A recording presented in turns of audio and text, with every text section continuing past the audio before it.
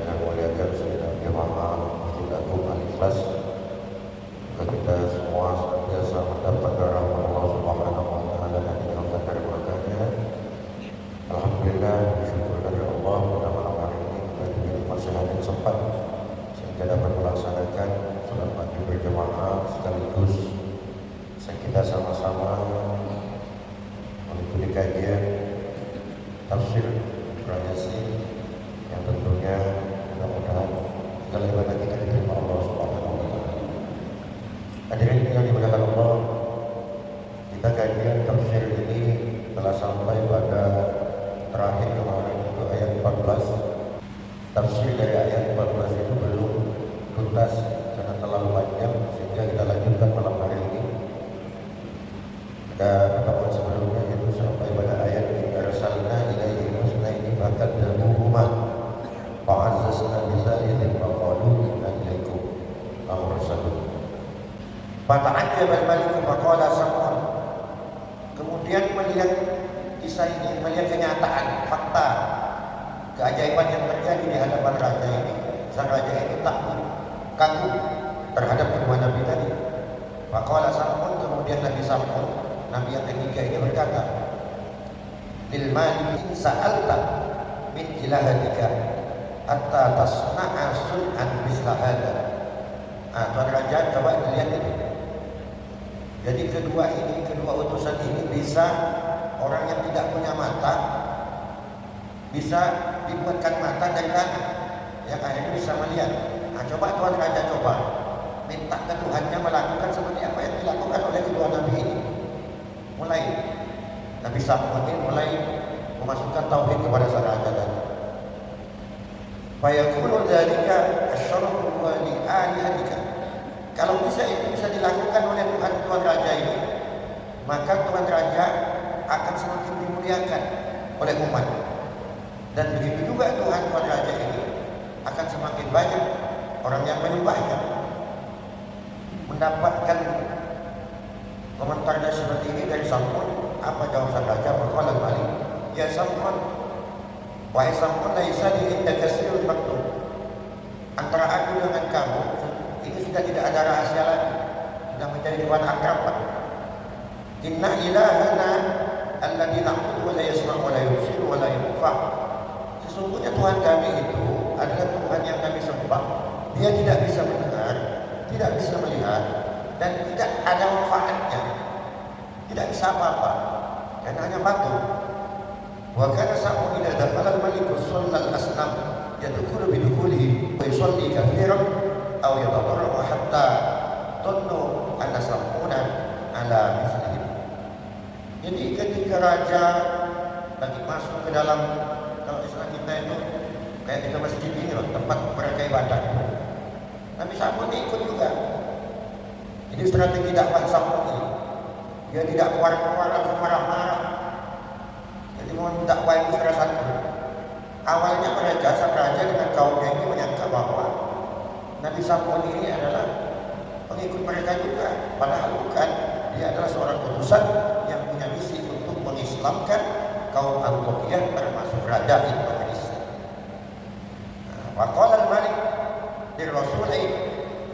Kemudian karena tadi tidak bisa membuat orang melihat yang buta tadi, sang raja tadi kemudian berkata kepada kedua utusan tadi, in qadara ilahakuma alladhi ta'abudani ala ahya'il amwat amanna bihi wa bihuma.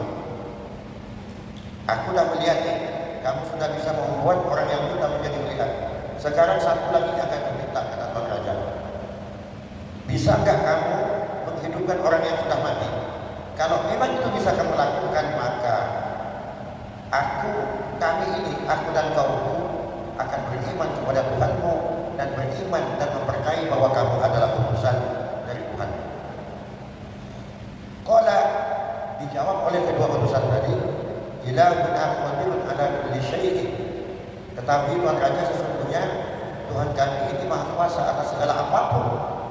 Faqala al-maliku, dijawab lagi oleh sang raja tadi, inna hahuna maitan ma tamundu sab'ati ayyamin wa inni akhartuhu wa lam adfanhu hatta yarji'u abuhu maka al-abu ghaiban. Nah, di sini kebetulan nih ada orang sudah mati 1 minggu. Kebetulan orang yang mati ini aku akhirkan, tidak segera kami pendam, tidak segera kami kubur. Karena orang tua dari orang yang meninggal ini itu tidak ada, belum ada, maka kami nunggu orang tuanya. Jadi ada orang mati pada seminggu tidak dikubur.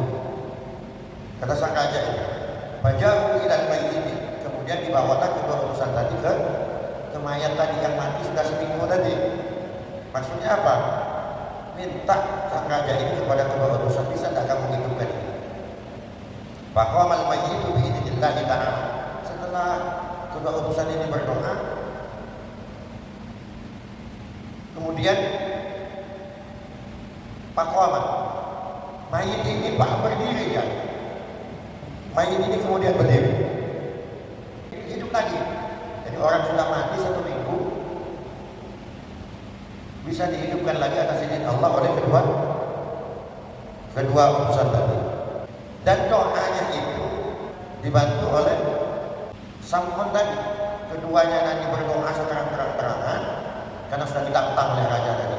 Sementara Sam'un tadi dia berdoanya itu dia secara samar-samar.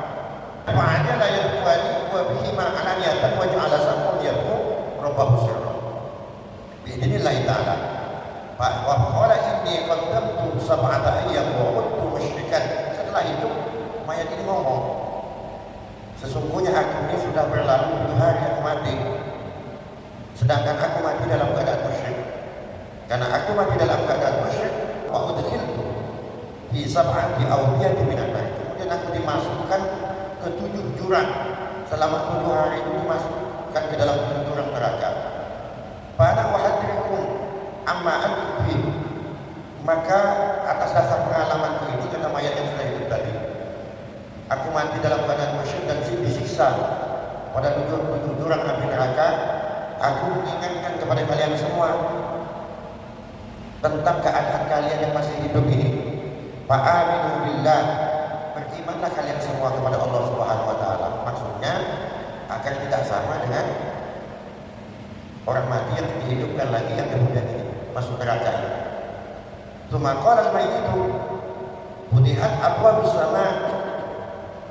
Pada saat itu dibuka langit, pintu-pintu langit dibuka. Fa idza nadartu wa ra'aytu syaban hasanil wajhi.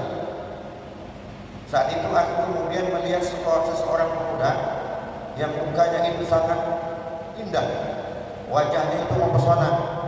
Yashfa'u li haula'i thalatha, yang memberi syafaat kepada ketiga orang ini. Faqala al-maliku wa man thalatha, siapa yang tiga? Karena yang terang-terangan raja ini tahunya kan putusan 2 Pak.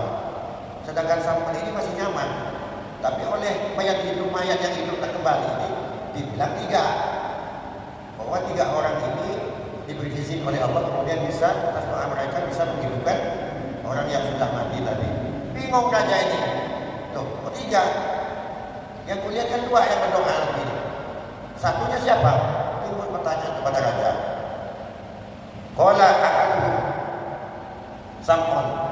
Karena melihat reaksi ini, kemudian Nabi Sam'un ini sebelum raja ini mengucapkan sesuatu, langsung Sam'un ini ngomong duluan. Itu maksudnya. Hadza di asyara ila sahibaihi fa ta'ajjaba al-malik wa lima alima Sam'un anna qawlahu adairu bil malik akhbarahu bil hal. Kemudian ceritalah Sam'un ini bahwa sesungguhnya Nabi Sam'un ini adalah teman dari kedua nabi tadi, dan isinya sama, hanya cara yang berbeda. Kalau yang 2 tadi dakwahnya pakai cara kasar, pakai cara tidak secara diplomatis, dengan hikmah. Tetapi kalau Sam'un ini pakai strategi, pakai diplomasi secara hikmah, yang melalui pendekatan terlebih dahulu. Persis seperti bagaimana Nabi kita Rasulullah SAW ketika berdakwah pertama kali itu dengan cara rahasia-rahasia yang kemudian secara terang-terangan. Artinya ini sebagai motivasi kepada kita semua umat Rasulullah ini, bapak-bapak sekalian. Karena misi dakwah, tugas dakwah itu tidak hanya tugasnya para ustadz, para kiai, tetapi tugas kita semua. Setiap orang Islam itu dibebani oleh Allah, dianjurkan oleh Rasulullah itu untuk berdakwah semampu kita. Balighu anni walau kana ayat, sampaikan dari meskipun satu ayat. Makanya kita berdakwah ini, kita tidak bisa terlepas dari situasi dan kondisi. Kalau saya mungkin ketika di pondok saya mengajar santri saya, mungkin saya bisa Pak sekarang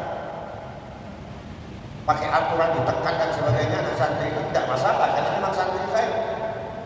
Tapi ketika kita berdakwah kepada tempat-tempat, apalagi yang di situ belum kenal Islam dan sebagainya, kemudian kita main sistem keras, tentu itu tidak akan ada gunanya, bahkan akan berbahaya kepada kita. Maka ud'u ila sabili rabbika bil hikmati wal mau'izatil hasanati wajadilhum billati hi ahsan. Maka itu sebuah keharusan kita itu mengajak kepada seorang itu dengan hikmah, dengan sopan santun. Itulah yang diajarkan oleh Ahlussunnah wal Jamaah. Jadi kita tidak mengenal, bahkan Rasulullah sendiri ketika berdakwah terhadap orang kafir sekalipun, Rasulullah ini tidak dengan cara kasar. Bahkan Rasulullah yang dikasari oleh orang-orang kafir. Bolehkah kita bergaul dengan orang kafir? Tidak ada larangan di dalam agama. Yang tidak boleh itu ketika kita pada esensi, pada pokok dari ajaran agama, di dalam menyembah, di dalam melaksanakan ritual agamanya, itu yang kita masing-masing. Tetapi kalau bergaul dengan orang kafir, maka itu diperbolehkan di dalam agama. Kenapa diperbolehkan? Karena yang nama dakwah ini, apalagi di zaman Rasulullah ketika baru diutus menjadi Rasul, Rasulullah itu isi dakwahnya kepada orang kafir. Bagaimana mungkin Rasulullah itu akan berdakwah kepada orang kafir kalau tak boleh bergaul dengan orang kafir? Tapi misinya kita harus dakwah, apalagi kita kepada sesama orang-orang yang beriman ini. Kita adalah diikat oleh persaudaraan keimanan kita. Jadi kembali kepada tafsir ayat 14 ini, masih menceritakan seputar ketiga Nabi tadi, bahwasanya kemudian raja ini kemudian fa'amanal malik wa amana qaumuhu wa kafaral akhar. Dari bukti-bukti mukjizat yang diberikan oleh ketiga Nabi ini yang berdakwah di kaum Antiokhia ini, maka terbelah menjadi tiga. Sang rajanya beriman, jadi raja Antiochus ini kemudian beriman kepada kedua Nabi dan Nabi Salman ini. Terus yang umatnya, kaumnya ini, kaum Antiochia ini, yang separuhnya beriman, kemudian memeluk Islam, dan wa kafarul akhar, separuhnya lagi mereka itu tetap ingkar kepada ketiga Nabi tadi. Wa man lam yu'min saha Jibril alaihi wassalam sayhatan fahalliku. Ke kaum yang separuhnya yang tidak mau beriman ini, kemudian ada reaksi yang diperintahkan oleh Allah Subhanahu wa taala kepada malaikat Jibril. Malaikat Jibril menjerit dengan satu jeritan, kemudian fahalliku, hancur semua. Jadi kaum Antiokhia yang separuh yang tak beriman ini, padahal sudah dibuktikan dan mereka sudah berjanji, raja dengan kaumnya ini sudah berjanji, kalau bisa hidupkan orang mati kami akan beriman. Tetapi pada kenyataannya meskipun sudah dibuktikan, ternyata yang tetap ikut itu hanya raja dan separuh dari kaumnya. Separuhnya tetap tak mau, tetap dia kafir. Oleh karena itu maka diazab oleh Allah Subhanahu wa taala. Ini adalah salah satu keuntungan kita menjadi umat Rasulullah SAW. Kalau Nabi sebelumnya ketika melakukan kemungkaran langsung diazab oleh Allah. Tapi kalau umat Nabi Muhammad ini kan tidak. Buktinya apa? Orang yang tak sholat, yang tak puasa, yang tak mau bersedekah, yang melakukan kemungkaran, sama sehat seperti kita, bahkan kadang lebih sehat mereka. Ini adalah keuntungan kita menjadi umat Rasulullah. Padahal kalau umat sebelumnya yang melakukan kemungkaran itu pasti langsung diazab oleh Allah Subhanahu wa taala. Kalau umat Rasulullah sampai hari kiamat nanti, ini kita diberi kesempatan sampai malam ibadah, sampai napas kita berada di tenggorokan, bolak-balik di tenggorokan, kecuali nafas sudah di tenggorokan, sudah mau keluar kita belum bertobat, maka baru kita itu akan suul khotimah. Tapi sepanjang kita masih bisa bernapas, masih punya kesempatan kita untuk bertobat kepada Allah Subhanahu wa taala, maka pintu tobat itu selalu dibuka, ditunggu, diberi kesempatan kita untuk selalu bertobat kepada Allah Subhanahu wa taala. Mudah-mudahan kita semua oleh Allah Subhanahu wa taala dimatikan dalam keadaan husnul khatimah. Amin ya rabbal alamin. Itu satu riwayat dari ayat yang 14. Kalau di riwayat lain itu diceritakan bahwa yang dimaksud tadi yang mati sudah seminggu itu, kila inna ibnatal maliku qad tawfiyat wa qala sabun ya ayyuhal malik utlub min hadaini rijlain. Jadi ternyata satu riwayat lagi menjelaskan bahwa orang yang sudah mati yang dihidupkan ini adalah anaknya, anak dari Raja Intoihis yang minta dihidupkan kembali kepada kedua nabi tadi, yang kemudian dengan izin Allah berdoa kedua nabi tadi, kemudian Allah berkenan untuk menghidupkannya kembali. Dan ini yang menjadi penyebab, karena anaknya dihidupkan kembali inilah yang menjadi asbab kemudian sang raja ini melihat bukti kebenaran dari Islam yang dibawa oleh kedua nabi tadi, yang ditemani oleh Nabi Salman tadi sebagai juru diplomasinya, yang menyebabkan Raja Intoihis ini kemudian dia menjadi beriman. Jadi itu Pak, tafsir dari kenapa Allah menurunkan ayat di surah Yasin ayat yang ke-14 tadi, yang ke-13 dan 14. Terus selanjutnya ayat yang ke-15, qalu ma antum illa basyarun misluna. Ini masih seputar cerita tentang kaum Antokia. Qalu, mereka berkata kaum Antokia, ma antum illa basyarun misluna. Ini pernyataan kaum yang tetap tak mau beriman tadi, meskipun tadi akan bukti tetap tak mau ingkar. Kalian ini bukan siapa-siapa, illa basyarun misluna, kecuali kalian ini sama juga seperti kami, empat manusia, sama seperti manusia kami, seperti kami. Yakni ma antum mursalun bal antum basyarun misluna. Kamu bukan orang utusan. Ternyata kejadian ini sama sebagaimana kejadian kepada Rasulullah SAW ketika diutus menjadi roh, hampir mirip. Setiap nabi ketika berdakwah itu hampir mirip kejadiannya. Itu pasti ditolaknya seperti itu. Aku mau berdakwah kepada kami, kaulah manusia kamu, sama makan nasi. Bahkan Rasulullah dimarahi, Muhammad tak pernah sekolah, dia anak yatim, mana bisa tiba-tiba ujung-ujung jadi nabi Rasul. Nah itu, sekarang itu kan sama. Kalau ada orang berdakwah misalnya, kau yang ngajak-ngajak aku, anak pilih kau nya, lebih lama aku makan asam garam. Iya benar, kamu makan asam garam itu, karena lebih kuat. Tetapi di dalam hal keilmuan tentang keagamaan, kita tidak bisa melihat umur, Pak. Bisa saja orang yang lebih tua itu, tetapi justru pengetahuannya lebih sempit daripada yang lebih muda. Artinya di dalam menerima kebenaran kita tidak bisa melihat umur. Ketika itu kebenaran, maka kita harus mau dan bisa menerimanya. Seperti itu. Wa ma anzala ar-rahman min syai'in antum illa tadbir. Dan kalian ini tidak pernah Tuhan itu menurunkan sesuatu kepada kalian kecuali kalian yang pemula, bohong. Bahasa kita itu pemula. Tidak dimembohong mah, dibilang utusan pemula tidak nih. Bahasa orang ketapangnya seperti itu. Falamma sami'a ar-rusul hada min ahli Intokiyah. Ketika ada buka ayat pernyataan dari kaum Intokiyah ini, dijawab pada ayat yang selanjutnya oleh Nabi ini, qalu rabbana ya'lamu inna ilaikum lamursalun wa ma 'alaina illa al-balagh. Sesungguhnya Tuhan kami tahu, inna ilaikum, bahwasanya kami ini ilaikum memang untuk kalian ini lamursalun, memang diutus. Kami ini Pak, memang diutus Allah. Wa ma 'alaina, dan kami ini tidak illa al-balaghul mubin, kecuali menyampaikan agama yang nyata, agama yang hak. Kata Nabi kedua Nabi tadi, wajib alaina tablighu risalah tablighu risalata li'anna Allah Ta'ala arsalna ilaikum. Kami ini wajib menyampaikan tabligh. Jadi tabligh itu artinya menyampaikan risalah, menyampaikan risalah. Makanya kita kalau ada majelis-majelis, ada misalnya tabligh akbar, jadi penyampaian tentang agama yang besar, jadi acara besar itu tabligh akbar. Balighu anni, sampaikan dariku.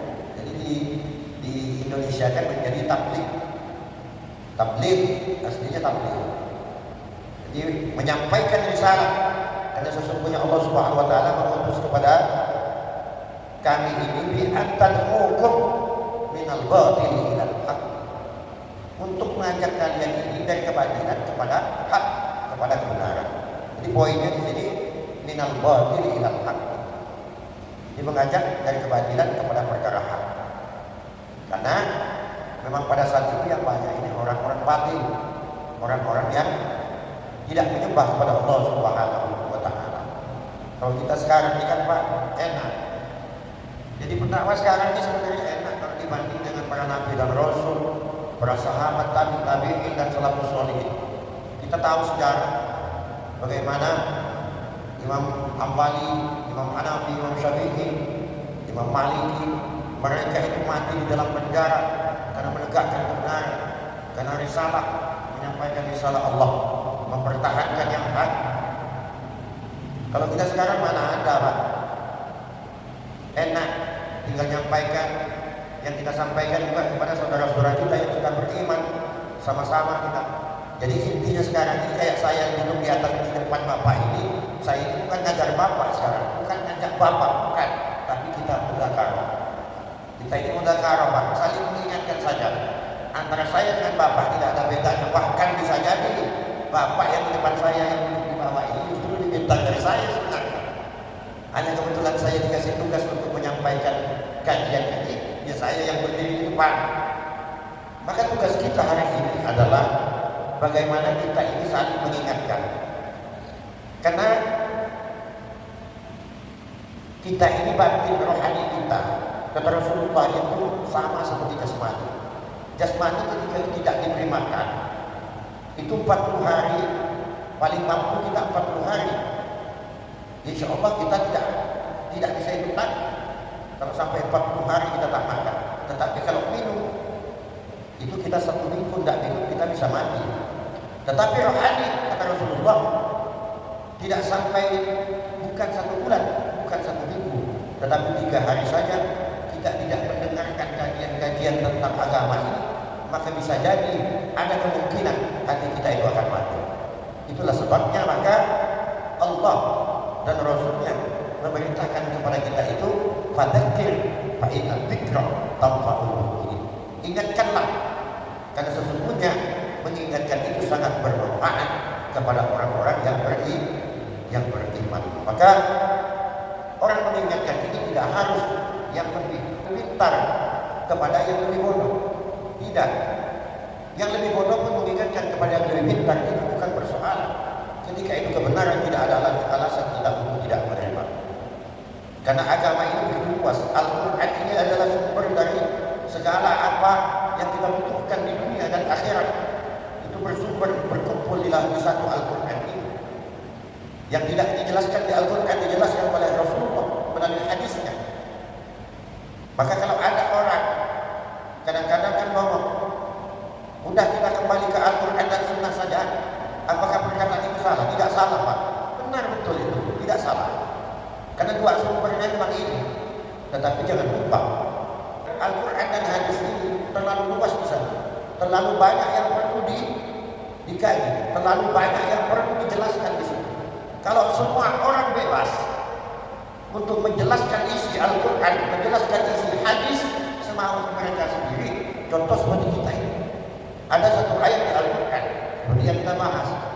Kalau 1000 orang mati 1000 tafsir, 2000 orang 2000 tafsir, hancur Pak Islam. Maka harus ada orang-orang yang kompeten, para mufassirin yang memang dia pakar untuk menafsirkan. Dari situlah, dari ulama-ulama itulah kita bisa mengikutnya. Contoh begini, saya kasih gambaran satu Pak. Allah itu dengan Rasulnya telah menjelaskan kalau anjing ini kan najis. Najisnya mughallad. Bagaimana kita akan menjelaskan tentang Ashabul Kahfi? Ashabul Kahfi itu melihara anjing Pak. Kemana-mana Ashabul Kahfi ini diikuti oleh kifir. Nama anjingnya itu kifir. Bahkan di dalam kitab dijelaskan kifir ini nanti salah satu dari 7 binatang, dan dia tunggal satu binatang yang najis yang dimasukkan surga oleh Allah Subhanahu wa taala. Bagaimana mungkin di Al-Qur'an, di hadis dijelaskan yang nama anjing itu najis mughalladhah, sedangkan Ashabul Kahfi ini pun anjing Pak. Apa tak pusing kita ada mikirnya gitu? Nah ini perlunya adanya ulama-ulama mazhab, ada Syafi'i, Maliki, Hambali, Hanafi. Imam Syafi'i menyatakan bahwa anjing itu najis, tapi Imam Malik tidak. Kalau dia kira tidak. Inilah yang menjadi patokan kenapa Ashabul Kahfi ini punya anjing yang bernama kifir. Anjing ini dia punya kelebihan. Selain manusia, makhluk yang diciptakan Allah di bumi ini yang paling cerdas itu adalah anjing. Jadi kalau di Quran itu dijelaskan itu, anjing ini dia selalu siaga. Kalau anjing itu tidur, tidurnya anjing itu bukan tidur seperti kita Pak. Kalau kita ini kalau borok kan begini kan kadang nggak bangun ya. Tapi kalau anjing nggak bisa, tidurnya mereka itu antara tidur dengan tidak, dia tetap siaga. Itu anjing.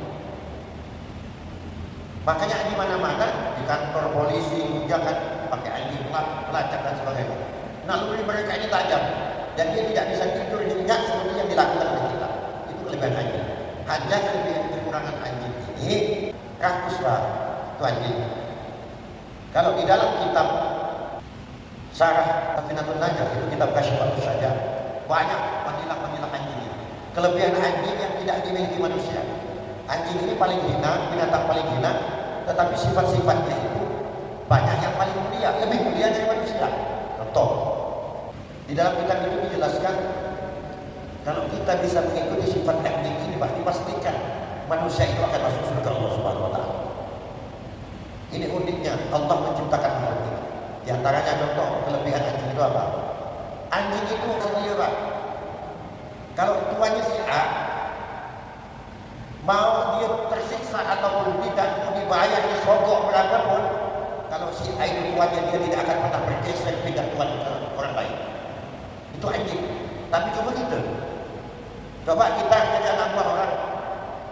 Ini si Fulan jadi anak buahnya si Kulit misalnya. Ditanya oleh si Kulun, Fulan, kau oleh si Kulit ini kan yang berapa bahasa hari? 100.000. Mana 100.000 Pak? Ikut aku tidak? 200 hari. Kira-kira pindah lah. Pindah kalau manusia Pak. Tapi kalau anjing sogok berapa takkan tahu dia. Yang mana tuannya itulah yang akan dibela sampai napas terakhir. Itu anjing Pak. Jadi mulia mana jadinya sifatnya antara kita dengan anjing. Itu di antaranya. Yang kedua, anjing itu gentleman. Itu serang ungkapnya ada di kitab Kasyifatus. Gentleman dia. Anjing ini kalau memperebutkan satu wilayah, ketika dia bertarung antara dua anjing ini dan kalah, anjing yang satu ini kalah, yang kalah ini akan langsung pergi Pak. Tidak akan pernah kembali kapan ke tempat itu. Gentleman dia, mengakui kekalahan. Kalau itu kan dendam. Kalau itu berdendam itu bunuh disantet rakyatmu. Tapi anjing tidak Pak, gentleman. Itu sifat terpuji yang kedua yang dimiliki oleh anjing. Yang ketiga, anjing ini kemana-mana tak bawa bekal. Mana ada kita lihat anjing bawa ATM? Tak ada. Mau pindah dari kampung satu kampung ke kampung lain tak bawa bekal dia Pak. Kenapa? Karena dia yakin di mana bumi ia pijak, di situ rezeki Allah ada. Itu anjing Pak. Mau kita ini kan takut terus Pak. Takut kelaparan, takut lapar, takut kurang, bekal kurang dan sebagainya. Itu di antara dari sifat-sifat anjingnya sulit, bukan tidak bisa, tapi sulit. Bisa dimiliki manusia, tetapi sulit. Makanya kata ulama yang mengarang kitab Kasyifatus saja ketika ada umat Rasulullah ini, kita manusia ini, meskipun anjing itu binatang najis, tapi mampu kita untuk mengikuti sifat-sifat yang dimiliki oleh anjing itu, maka bisa dipastikan orang itu tidak akan mati kecuali dia dalam keadaan husnul khatimah dan masuk ke surga Allah Subhanahu wa ta'ala. Hadirin yang dimuliakan Allah Subhanahu wa ta'ala, ini kita masih nanti melanjutkan lagi kajian kita ini insyaallah pada kesempatan yang akan datang. Untuk yang pada malam ini kita cukupkan sampai di sini. Kita sampai pada bahwa sanggahan dari kedua nabi ini kepada kaum Antiokhia yang tetap tidak mau beriman bahwa mereka ini dituduh bahwa mereka ini maksudnya biasa saja, bukan utusan, tetapi disangka oleh mereka bahwa mereka ini sebenarnya betul-betul utusan dari Allah Subhanahu wa taala untuk menyampaikan risalah kepada kaum Antiokhia ini agar kaum Antiokhia ini beriman kepada Allah, berhenti menyembah patung. Insyaallah lanjutannya nanti kita akan lanjutkan pada pertemuan yang akan datang.